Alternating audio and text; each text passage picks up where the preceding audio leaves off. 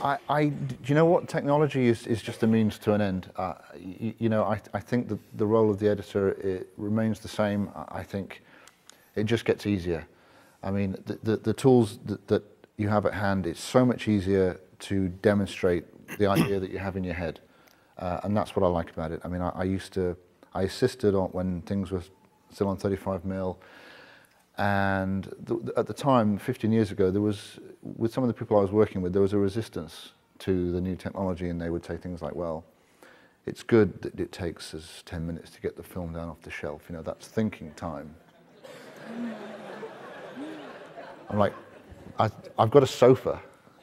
You know, that's where I do my thinking time. And so I really love it. I love the fact that whatever gets your ideas more quickly on the screen, and I think that's what the technology does for us.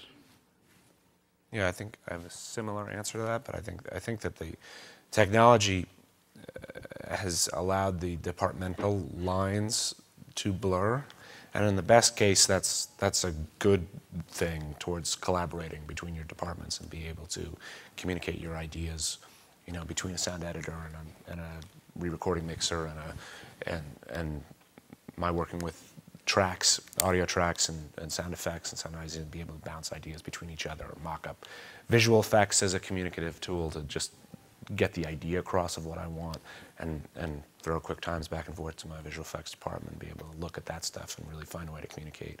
And music as well. You could really, the technology makes it so much easier than each time you go around, the communication tools, I think, has become an essential part of the process. It's like talking about how to make a movie without a cell phone. You can't do that anymore. Mm-hmm. So it's the same as, you know, how would you make a movie without the internet and being able to toss huge files at each other relatively easily, and I just think it's just changed the game.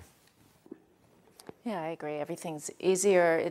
Everything's much more free-form. You can try any idea. There's not this whole, like, oh my God, we got to talk about this for 5 hours first because we're going to rip it all apart on film. In terms of the editing room, I mean, I think what's changed is I think the staffs have gotten smaller, you know? So the ability for aspiring editors to kind of move up through the ranks, those kind of, the second assistant, the apprentice position is pretty much gone. I mean, you have runners and then you have second and first assistants. So I think perhaps it's harder for them to get a foot in the door, as opposed to, you know, when you were working on film and you needed so many physical hands there to handle all of it. That's probably the one big difference. I guess the new technology has really, I think, helped assistants more now than when I was cutting on film. It's very difficult for me to say to an assistant, well, do you want to have a go at cutting this sequence? Now it's really easy because obviously being digital, they can just go and do something and I can review it and make comments. I think there is a danger that now with the new technology, everyone's editors.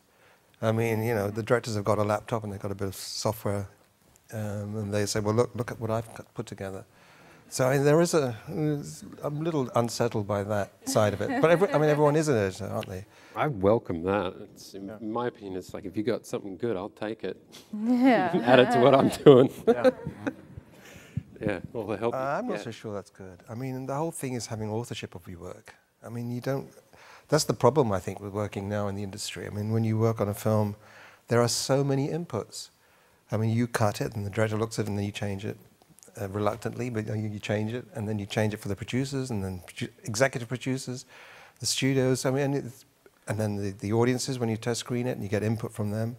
So the whole thing gradually gets diluted. Your contribution, actually, in the end, can be diluted. And so, I mean, working in the feature industry as opposed to television, when I worked in television, it was much better because there were only 1 or 2 people to deal with. So I suppose it's an ego thing. You want your work to be seen. You don't want your work to be seen after 10 other people have looked at it and made their comments and changed it.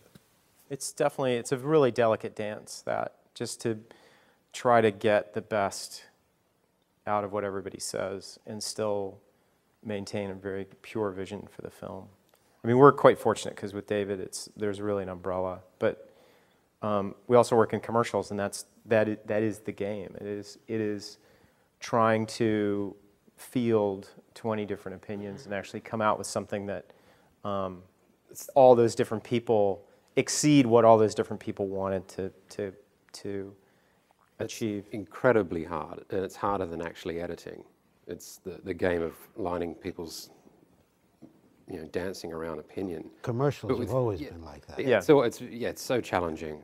But with a movie, I mean, the greatest gift besides the footage that Fincher gives us is we essentially, for the whole period, we speak to each other and we speak to David, and we hear no other opinion ever. Until really the end. Perhaps no, the writer always appears towards the end. Yeah. And David's probably getting it, but he's choosing what he's sharing. Yeah. I mean, there are a few notes that we get, but to talk about the technology, I think this is it's always an exciting time, and I think this is always post-production in general is always really interesting because it's always changing.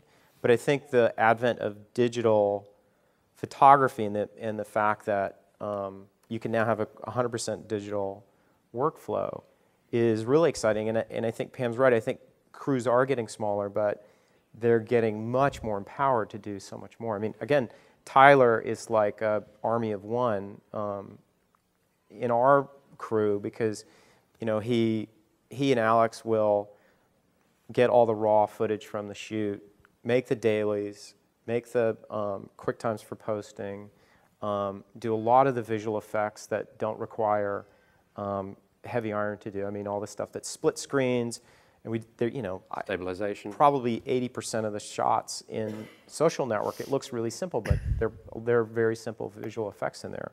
Do the conform of the movie. I mean, all the data management, all the different tools that are there. It's incredibly exciting to me to be able to have a rough cut that, for all intents and purposes, looks like the final of the movie in a lot of ways. And that's cool because there's not a leap of faith there where you go, well, hopefully they do a good job on this stuff. It's like you're seeing a proxy of the real thing, and you can really judge this is what the thing's going to be when it's in the theater, hopefully. I think just also technology-wise and regarding lots of different people's input, I think it's very helpful because it's very easy now to, you have to maintain a through line, and I think that's part of the changing skill of the editors. You have to take on a lot of people's opinions and they will throw you stuff, but maintaining a through line is important. But what's great is it's very easy to go, look, I'll take me 10 minutes to demonstrate it the way you want it, and we'll look at it, and that's fine. And you can have, and I'll show it the way you want it, and for the sake of it, that's what I think. And it's very easy to compare those. But one thing that I have taken, and I'm glad that I worked on things that were on 35mm, what I liked about that was that there was one cut. Because it was there on a print, there was just one cut. There were possible alternatives, and they maybe duped stuff. And I personally maintain that now in the Avid. There is one cutting copy, and that is the current version. There are backups. If you want to go back to other stuff, I can pull that out and you can look at it again, but this is the current cut. And I think that's important because I've seen through the door of other situations where everyone's working on it and there's 10 different versions of Reel 1, and that I think is how we have to adapt a little bit, is just to find a way to manage all of the options that you have. One of the drags of technology that I felt in cutting rooms sometimes is, I was lucky enough to come up in the last few years of when cutting rooms were still film, and I got to work with editors who, out of necessity because they needed trims and whatever. I was always an assistant in the room. It was me or one other assistant when I was apprenticed to somebody else, and me too. But editors who were open enough to have me there, and there was always an ongoing dialogue in the room, not just with the editor and the movie they were trying to work on, but they would talk out loud and talk to you about the things you like, and you get to get in their head about their thought process and be ready for whatever trim or thing that you thought they might be needing and anticipate. Go through that process with them. And it was a communal thing. It was kind of a dialogue where you all would come to some consent. I mean, obviously there's somebody running the show, there's the editor, but there was always a dialogue going on. And, sometimes it was more fun. You kind of rag on things that didn't work or whatever it is. There was that energy that kind of helped you sort out everything. And I think working now as an editor and having crews, I find sometimes it can be a very lonely experience where I find myself cutting on a laptop in random places or, whatever, and I don't have that team support in the same way that I know I tried to provide for editors when I work for them, and that's just a side effect of the way the technology works, and everybody's on their own system in their own space with their own monitor. So I strive to try and, I get up a lot and go in the assistant's room and talk about the crap they saw in some shot and what they think of it. I just try and keep that dialogue going because that's what I learned from. My job used to be when the cigarette was running out for my editor, I was there lighting the next one. Very important. When his beer was finishing, I was opening the next one, putting it that's assisting in Australia. Yeah. Excellent. As an editor, where do you look for inspiration?